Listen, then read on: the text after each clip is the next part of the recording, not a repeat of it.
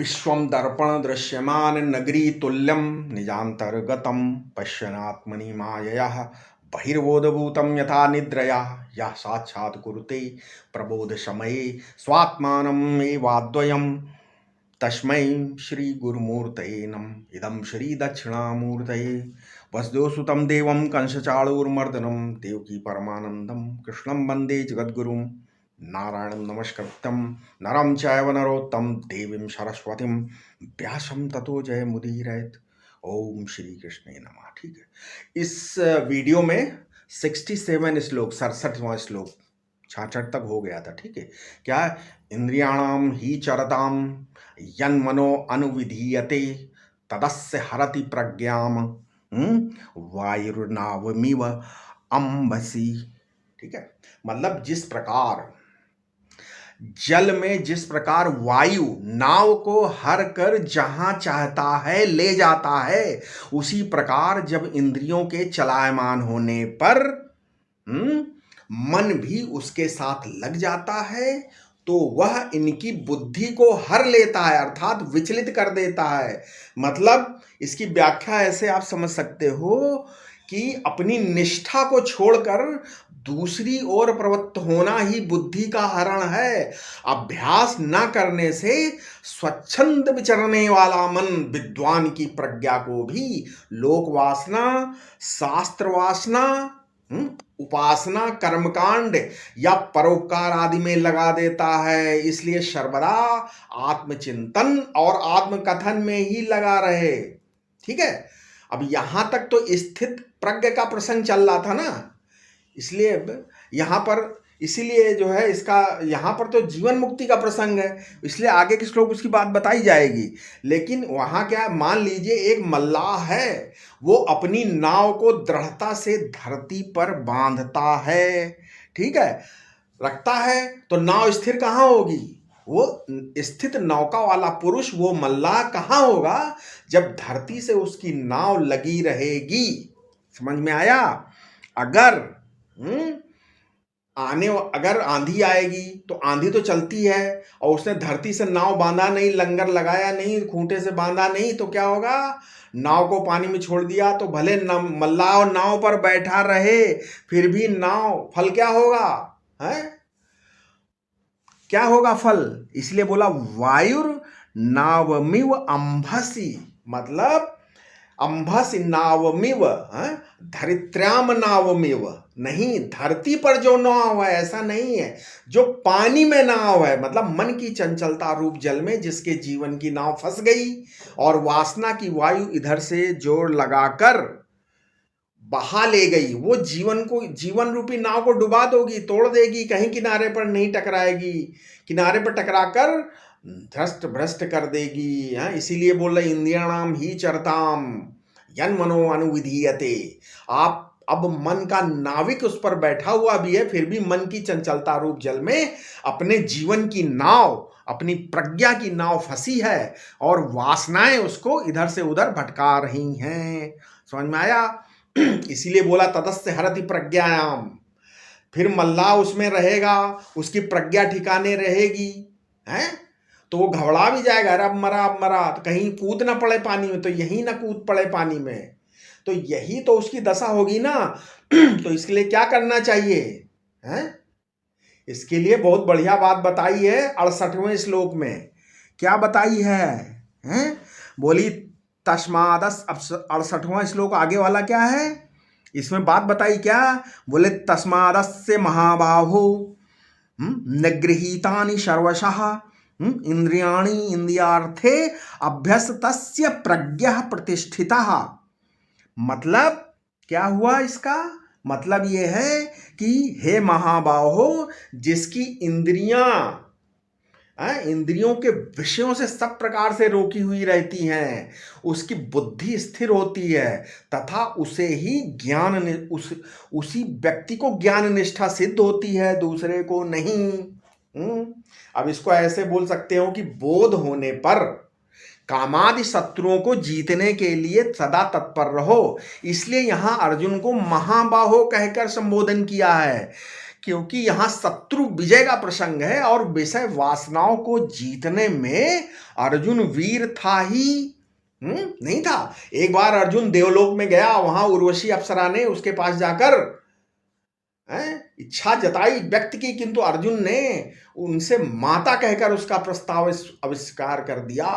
उससे चिढ़कर उर्वशी ने अर्जुन को श्राप दे दिया। ये प्रसंग महाभारत में आया। इस श्लोक से यह निश्चित होता है कि स्थित प्रज्ञ होने के लिए इंद्रिय निग्रह की बहुत बड़ी आवश्यकता है। दृढ़ बोधवान को तो कोई भी विषय नहीं खींच सकता, क्योंकि वो सबको सत्ता शून्य देखता है। उसे विषयों में सत्यत्व और रमणीयत्व बुद्धि नहीं होती, उसका आत्मा में ही अनुराग होता है। ठीक है, मतलब इसलिए इनको छोड़ो, विकार के वशवर्ती मत हो। मनुष्य के जीवन में और पशु के जीवन में फर्क है। ठीक है, समझ में आया? मनुष्य के सिवाय जितने पशु पक्षी हैं वो ऊर्ध्व स्रोत हैं और मनुष्य अधः स्रोत है। इसका मतलब हुआ कि प्रकृति जो है वो और प्राणियों को जो उन्नति की ओर ले जा रही है, सब ऊपर बढ़ रहे हैं। ठीक है। तो जो रेंग कर चलता है वो पांव से चलने लगता है, जो पांव पर चलता है वो खड़ा होकर चलने लगता है, जो बिना हाथ का होता है वो हाथ वाला। इसलिए प्रकृति जो है समग्र प्राणियों को उन्नति की ओर ले जा रही है, पर मनुष्य शरीर में आकर उसकी उन्नति का अंत हो गया। अब इसके ऊपर प्रकृति ने आपको नहीं पहुंचा पाएगी तो क्या करना है? तब प्रकृति जो है विकार की प्रक्रिया से मनुष्य को नीचे ले जाना शुरू करती। यहाँ ये दरवाजा है, मनुष्य योनि प्रकृति के राज्य से निकलने का दरवाजा है। अब मनुष्य योनि प्राप्त करके दरवाजे पर पहुंचकर प्रपंच से निकलने का दरवाजा है। अब ये मनुष्य शरीर और यहां आकर के भगवान सुखी होते हैं क्या? हैं? समझे? जैसे उन्होंने बोला है कि अप्राप्य माम निवर्तन्ते मृत्यु संसार वर्तमनि। गीता के 9वें अध्याय में बताया है, क्या बताया है कि मेरे दरवाजे पर आकर के सिर्फ मृत्यु संसार से लौट गए तो 2 हाथ के करके फिर चतुष्पाद हो, फिर वापस 4 पैर वाले जानवर हो जाओ, फिर चींटी बन जाओगे। समझ में आया? तो मनुष्य का शरीर अत्यंत दुर्लभ है। देहिनाम क्षण भंगुरहा। यहां आकर अगर तुम इस वाहन से उतर नहीं पाए तो क्या होगा? जन्म मरण के चक्कर से छूट नहीं पाए तो वाहन फिर से 84 लाख योनियों की यात्रा करनी पड़ेगी। समझ में आए? योनि में 84 लाख भेद है। इतने भीतरी भेद हैं। उनको ये इसलिए बताया गया, ये उपलक्षण की रीति से गिनने का एक ढंग है, किस ढंग से गिनने जाते हैं। ठीक है। इसीलिए उन्होंने बोला तस्माद् महाबाहो। मनुष्य योनि की विशेषता क्या? महाबाहु होना। बाहु होना और महाबाहु होना, बाहु होना भी विशेषता है। बाहु होना मतलब नई नई डिजाइन बनाना है, प्रोग्रामिंग करना है ना, गूगल ऐसी कंपनी बना देना, ये महाबाहु है। रसोई पकाना, कपड़ा से, ये सब महाबाहु है। लेकिन साथ में ये शरीर है ना, उसमें तुमको बाहु मिला है कर्म करने के लिए।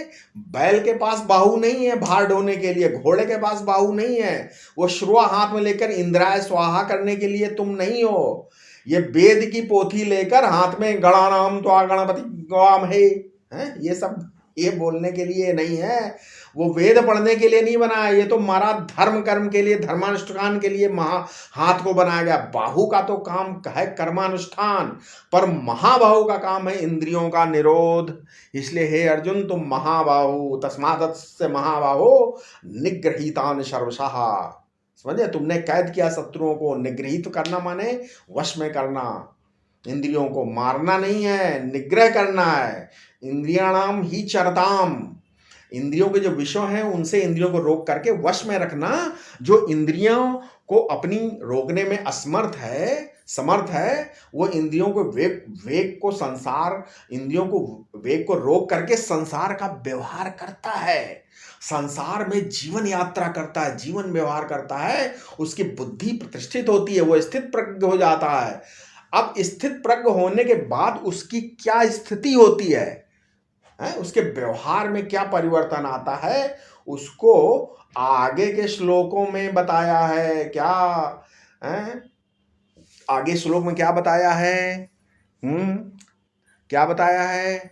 69 श्लोक, 69वां श्लोक क्या है ये हम बताते हैं। क्या? या निशा सर्वभूतानां तस्याम जागृति संयमी यस्याम जागृति भूतानि सा निशा पश्यतो मुने। संपूर्ण प्राणियों की जो रात्रि है, ठीक है, उसमें संयमी मतलब अभ्यासी जागता है, और सब प्राणी जिसमें जागते हैं तत्वदर्शी मुनि की वो रात्रि है।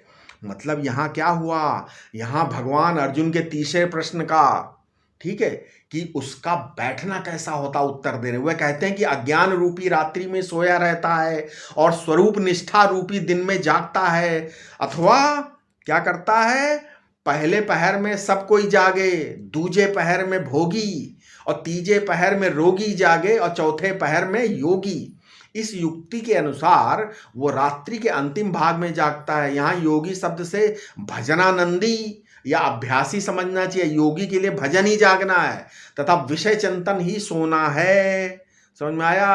अथवा जगदाकार वृत्ति सोना है और इष्टाकार वृत्ति जागना है। संसारी पुरुषों को जैसे भगवान और भगवत चिंतन रात्रि है, वैसे ही भजनानंदी के लिए संसार और उसके धंधे रात्रि हैं।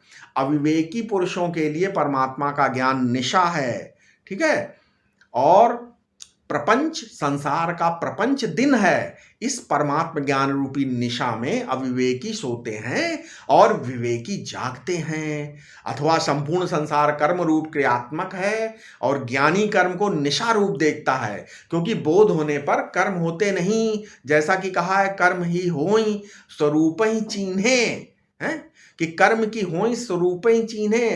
परंतु जिसका भाव ये नहीं है, ठीक है, जिसका भाव ये नहीं है, उसको क्या करना है? उसको कि ज्ञानी जड़ हो जाता है। वो तो कर्म करते हुए भी अपने को करता अकर्ता और भोगते हुए भी अपने को अभोक्ता अनुभव करता है, अथवा संपूर्ण कर्मों को भी अपना स्वरूप ही देखता है। इसलिए कर्मों की ओर से वो सोया रहता है। ज्ञानी को द्वैत रूपी रात्रि की प्रतीति भी नहीं होती, इसलिए अद्वैत निष्ठा रूपी दिन में वो जागता रहता है। जैसे लड़की बाल्यावस्था में माता पिता भाई इत्यादि सभी को मानती, पर तरुणावस्था में विवाह हो जाने के बाद पति को अपना सर्वस्व समझती। इसी प्रकार विद्वान बोध होने पर द्वैत रूप संबंधियों को भूलकर केवल आत्मानंद में मग्न रहता है।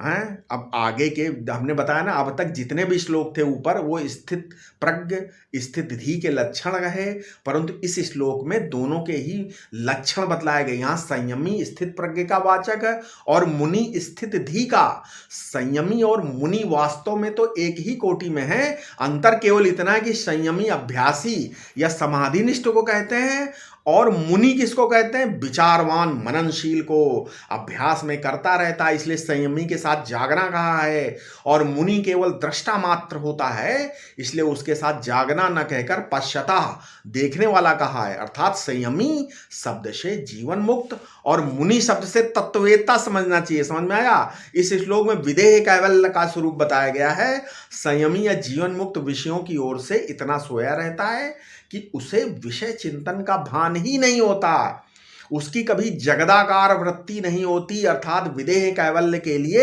ऐसा अभ्यास करे कि विषयों की अप्रतीति हो जाए। ये निर्विकल्प अवस्था का वर्णन है। जब उत्थान होता है तब क्या स्थिति होती है, उसको आगे श्लोक में बताते हैं, ठीक है। लेकिन इसमें अभी हम बताते हैं कि महापुरुष की दृष्टि में संसार कैसा कैसा भाई? बोले संयमी पुरुष की दृष्टि में संसार कैसा, स्वयं भगवान की दृष्टि में संसार कैसा, और अज्ञानी लोगों की संसार कैसा है। अब भगवान श्री कृष्ण दोनों का भेद बताया है। इसमें तत्व एक है, पर तत्व को जो जानता है उसकी दृष्टि कुछ और है, और जो तत्व को नहीं जानता उसकी दृष्टि कुछ और है। चीज एक ही है। जैसे सोने का जेवर आपके घर में होए, बच्चा उसको खिलौना समझकर खेल रहा है, और छीनो तो रोने लगेगा, है? हाथ में दे दो तो हंसने लगे, तो मालूम पड़ता है कि बच्चा उस खिलौने से प्रेम करता है। लेकिन क्या उसको सोने की कीमत का या धातु की पहचान है स्वर्ण की? नहीं, ठीक है। वो अपने प्रयोजन पर रोता है, प्रयोजन पूरे होने पर हंसता है। उसकी दृष्टि उसके साथ खेलने की है। समझ में आएगा? जब उसकी तबीयत भर जाएगी तो वो खिलौना छोड़ देगा, ठीक है। तो खेलने के लिए उसकी कीमत समझना, श्रृंगार के लिए कीमत समझना, सोने की कीमत समझना, और सोने का जानकार आया, कसौटी बता दिया, ये सब क्या है? उसकी ममता है। ना तो सोने में बच्चे की ममता है, ना सोने में उसके पास अपने पास रहने का अहंकार है, और ना सोने का आभूषण पहनना है। उसको तो खेलना है। ठीक है। अब भाई, अब ये सृष्टि दिखाई दे रही है, ये शक्ल सूरत डिजाइनें दिखाई दे रही हैं संसार में, सब शक्लें, कोई काला गोरा है, छोटा लंबा पतला मोटा, ये शक्ल सूरत ऐसी है। इनके साथ बच्चा खेलता है इसलिए रोता है, स्त्री पुरुष का इसका भोग करते हैं, राजा मिनिस्टर हैं, राष्ट्रपति, प्राइम मिनिस्टर, ये क्या है? ये सब हमारे हाथ में है, ऐसा अभिमान करता है। और जो तत्वविद है वो तो इसके रहस्य को पहचानता है। क्या अपने शरीर की शक्ल सूरत, क्या दूसरे के शरीर की शक्ल सूरत, आकार प्रकार संस्कार, आदि व्याधि उपाधि, ये सब बदलते रहते हैं। सोना जो है असली, वो आग से गलता नहीं। ठीक है, समझ में आया? तो ये जो आत्मदेव है ना, तो ये तो तत्व रूप से बिल्कुल खाली सोना है, खाली सोना है। ये इस भवदवा अग्नि से या संसार अग्नि से भस्म होने वाला नहीं है। ज्योतिर्मय तेजोमय है, तत्व रूप है। समझ में आया? वसे ही इंद्रियाणी तस्य प्रज्ञा प्रतिष्ठिता। इसलिए संयमी माने तत्वविद पुरुष, ब्रह्मज्ञानी स्थित प्रज्ञ, इंद्रियों को वश में रखने वाला जो पुरुष है वो संयमी है। संयमी इंद्रियाणी हयानुहुर, मतलब मनहा प्रज्ञ उच्यते। इंद्रियां घोड़े के रूप में, मन जो है वो बागडोर है, लगाम, और सब बागडोरों को अपने हाथ में लेकर जो बैठा हुआ है इस जीवन रथ का सारथी, वो संयमी। अर्जुन के रथ पर संयमी स्वयं श्री कृष्ण ही हैं। उन्होंने ही रथ की, घोड़े की, इंद्रियों की बागडोर, मन को अपने हाथ में लिया है। इसलिए शिष्यते अहम शादि माम त्वाम प्रपन्नम बुद्धिम तुम सारथिम विद्धि बुद्धो शरणमन छिन्न। मतलब ये जो श्री कृष्ण है, ये बुद्ध्यारूढ़ चैतन्य सारथी के रूप में बैठे हैं, माने संयमी के रूप में स्वदृष्टि का ही वर्णन कर रहे हैं कि हमारी दृष्टि में ये संसार कैसा है, कैसा है अर्जुन? तुमको भी ऐसा ही देखना चाहिए जैसा मैं देख रहा हूं। गुरु शिष्य का मतलब क्या? कि दोनों की नजर एक हो जाए, संसार के पदार्थों को दोनों एक दृष्टि से देखें। जिसको गुरु अच्छा देखे तो शिष्य अच्छा देखे, जिसको गुरु बुरा समझे उसको शिष्य भी समझे। गुरु ब्रह्म स्वरूप तो शिष्य भी ब्रह्म स्वरूप। समझ में आया रहस्य? गुरु अद्वैतवादी और शिष्य द्वैतवादी ऐसा नहीं है। गुरु अद्वैतवादी, शिष्य द्वैतवादी। न मन मिलता है, न मंत्र मिलता है, न इष्ट मिलता है, न उपासना मिलती है, तो भेद हो गया ना। अपनी अपनी पूंजी लेकर दोनों बैठ गए, ऐसा नहीं होना चाहिए। इसलिए बोलते हैं या निशा सर्वभूतानाम तस्याम जागृति संयमी। या जो निशा रात्रि सर्वभूतानाम, सब प्राणियों में है ना, इसलिए बोलते हैं यस्याम सर्वाणि भूतानि शेरते। ठीक है, निंतराम शेरते यस्याम इति निशा स्वप्ने। निशा शब्द की 3 व्युत्पत्ति सुनाई हैं। 3 क्या है? पहला नितराम शेरते यस्याम, दूसरा क्या? नितरशाम शृणोति प्राणिनाम चेष्टा इति, और तीसरा नितराम शम सुखम यस्याम इति। निशा शब्द के ये 3 अर्थ हो गए। ठीक है। अब यहां पर क्या, शयन और जागरण का बड़ा विलक्षण अर्थ है, शयन और जागरण का। अब बहुत सारे लोग हैं जो वेदांत के 20-20 वर्ष से पढ़ रहे हैं, स्टडी कर रहे हैं, है ना, डॉक्टर हैं, कोई दवा करने वाला डॉक्टर नहीं, अरे पीएचडी किए हुए हैं भाई वेदांत और संस्कृत में। अब जो इनके लिए निशा शब्द का जो अर्थ है, रात्रि का शब्द का जो अर्थ है, वो दूसरे ढंग का होता चाहिए। ठीक है। अब जैसे अब भगवान शंकराचार्य, आदिगुरु शंकराचार्य के गुरु गोविंदपाद, और गोविंदपाद के गुरु गौड़पाद। गौड़पाद ने निद्रा का क्या अर्थ किया है मालूम है? गौड़पाद ने निद्रा का अर्थ किया है अन्यथा ग्रहतम स्वप्नो निद्रा तत्त्वम जानतः विपर्यासे तयो क्षीणे तुरीयम पदमनुष्यते अन्यथा ग्रहातः स्वप्नः। मतलब जो चीज जैसी उसको वैसी ना देख करके उसके विपरीत देखना, ये स्वप्न है। यहाँ लंबाई चौड़ाई नहीं है, वहां लंबाई चौड़ाई देखना। आदेश में देश देखना, देशाभाव के अधिकरण में देश देखना है। स्वभावाधिकरणे तंतु स्वनम विवर्तः, अपने अभाव के अधिकरण में यदि कोई वस्तु दिखे तो उसको विवर्त बोलते हैं, ठीक है। जैसे रस्सी में सांप बिल्कुल नहीं है लेकिन रस्सी में सांप दिखे तो वो विवर्त हो गया। इसी प्रकार जहां मीलों लंबा चौड़ा देश नहीं है, वहां मीलों लंबा चौड़ा देश अगर दिखने लगे तो क्या हुआ, वो स्वप्न हो गया। विवर्त का मतलब होता है विपरीतम वर्तनम। जहां घंटों साल नहीं है वहां घंटों और घंटे और साल मालूम पड़ने लगे तो वो स्वप्न हो गया। समझ में, मतलब अपने अभाव के अधिकरण में दिखता है, इसलिए स्वप्न काल मिथ्या है, इसलिए स्वप्न का देश मिथ्या है। और इसीलिए बोलते हैं ना तत्र रथा न रथ योगा, न वहां रथ है न पथ है न पथिक है स्वप्न में, ठीक है। न अथ है न इति है, कुछ नहीं है, न मिति न परिमिति, कुछ नहीं है। रथान रथ योगान पथा सृजते, वहां रथ भी पैदा हो जाता, घोड़े भी पैदा हो जाते हैं, सड़कें भी पैदा हो जाती। जो स्वप्न में जो कुछ दिखाई पड़ता वो क्या है, वो अन्यथा ग्रहण है। आदेश में देश का ग्रहण, अकाल में काल का ग्रहण, निराकार में साकार का ग्रहण, यह अन्यथा ग्रहण है। इसका नाम है स्वप्न। निद्रा तत्वे अजानतः, जिस समय नानत्व की प्रतीति नहीं होती है, मृत्यु सरीखी अवस्था हो जाती है, कुछ नहीं पता चलता, तो क्या है, उसको बोलते हैं सुसुप्ति। तो जो ये जो हम लोगों को प्रपंच दिखाई पड़ रहा है, स्वप्न और जागृत स्वरूप जो प्रपंच है वो अन्यथा ग्रहण है। सुसुप्ति समाधि रूप जो प्रपंच है वो अग्रहण है। समझ में आया, वो भी अग्रहण है। तो विपर्यासे तयो क्षीणे तुरीयम पदमनुष्यते, जब अन्यथा ग्रहण और अग्रहण, पागलपन और बेहोशी, स्वप्न जो है वो पागलपन है, स्वप्न और जागृत ये मन का पागलपन है, और सुसुप्ति समाधि जो मन की बेहोशी है। तो जब जागृत, जब सब पागलपन छूट जाए, मन की और बेहोशी भी दूर हो जाए, तो क्या बोलते हैं, विपर्यासे तयो क्षीणे तुरीयम पदमनुष्यते।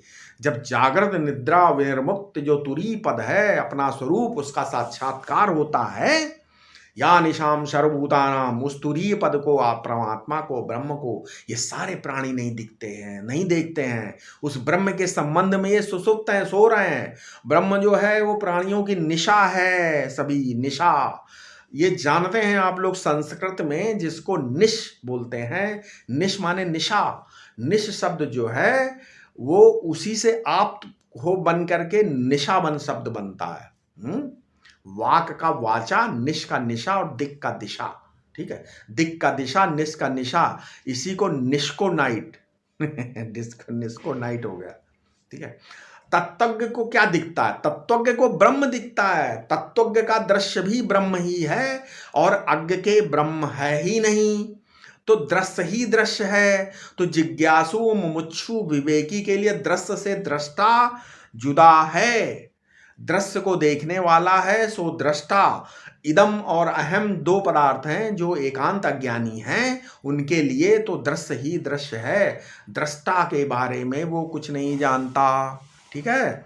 ऐसे तत्वज्ञानी हैं, उनके लिए दृष्टा ही दृष्टा है, दृश्य नाम की कोई वस्तु नहीं है, ठीक है। भागवत में दिया है क्या, दूसरे स्कंद 10वां अध्याय 36वां श्लोक, सा वाच्य वाचकतया भगवान ब्रह्म रूप दृक्, एक परमात्मा वाच्य और वाचक के रूप में, दृष्टा और दृश्य के रूप में विराजमान है।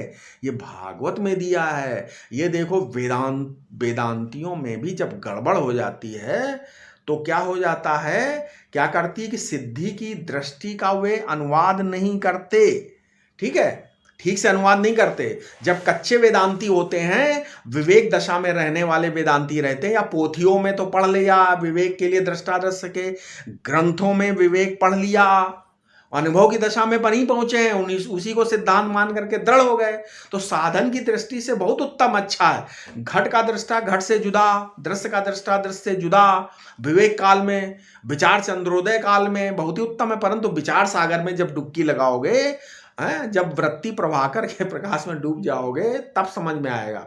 विचार चंद्रोदय में निशा रहती है, वृत्ति प्रभाकर में निशा नहीं रहती।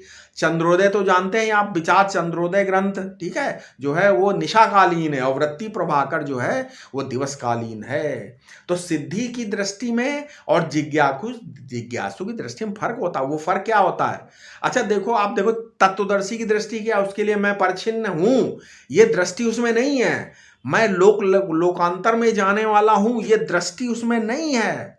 मैं कर्ता भोगता हूं, ये दृष्टि उसमें नहीं है। ये देह इंद्रिय जो सत्य है उसमें दृष्टि नहीं, जो अध्यस्त होता है वो अधिष्ठान से अलग होता है, ये दृष्टि उसमें नहीं है। ठीक है। इसीलिए बोला गया है सर्वम खलु इदम ब्रह्म सत हृदम सर्वम ब्रह्मो वेदम विश्वमिदम वरिष्ठम आत्मय वेदम विश्वमिदम वरिष्ठम स वेदम विश्वमिदम वरिष्ठम अहमे वेदम विश्वमिदम वरिष्ठम। ये छांदोग्य श्रुति, छांदोग्य उपनिषद बता रहा है। ठीक है। ऐसा इसलिए क्या है, तो अब क्या बोले, क्या ईश्वर है ही नहीं, लोग बोलते हैं। ऐसा नहीं, ये बात बिल्कुल गलत है, क्योंकि जो चीज होए इसी से अनुभव में नहीं आ सकती, नहीं दिखती है। गुलाब की पंखुड़ी में गंध होती लेकिन आंख से नहीं दिखाई पड़ती, गंध नहीं है, गंध है पर आंख को नहीं दिखेगी, नाक से मालूम पड़ेगा। इसी प्रकार क्या है, ना वस्तु स्वभाव मात्रम दर्शने कारणम किंतु इंद्रियाणाम योग्यताम दर्शने कारणम। ठीक है। ब्रह्म के दर्शन में इंद्रियों की योग्यता नहीं है, समझ में। भवन्ति कर्माणि अनुकृत्य भूतानि, जो कर्म के अनुसार पैदा होते हैं उनका नाम है भूत, और जिनको स्थूल शरीर मिल जाता है उनको मनुष्य भूत और पशु भूत, पक्षी भूत, या जिनको स्थूल शरीर नहीं मिलता वो सूक्ष्म शरीर, वो भूत प्रेत वाले हो जाते हैं। ठीक है, ऐसा समझिए इसको। तो इस तरीके क्या हुआ, तो इसमें अब इसको वैष्णव लोग दूसरे ढंग से बोलते हैं। वो बोलते हैं भगवान करा रहे हैं, पर वो बात छोड़ो, अभी तो ये दृष्टि है। वो देखो जो सारे भूत नाच रहे हैं वो ब्रह्म को नहीं जानते, इसलिए अपने को कर्ता समझते हैं, अपने को भोक्ता समझते हैं, अपने को परिच्छिन्न समझते हैं, अपने को संसारी समझते हैं, अपने कर्तव्य निषेध को ठीक ठीक नहीं जानते। ये तो समझते हैं कि सारी दुनिया की बात है। ठीक है, समझ में आ गया।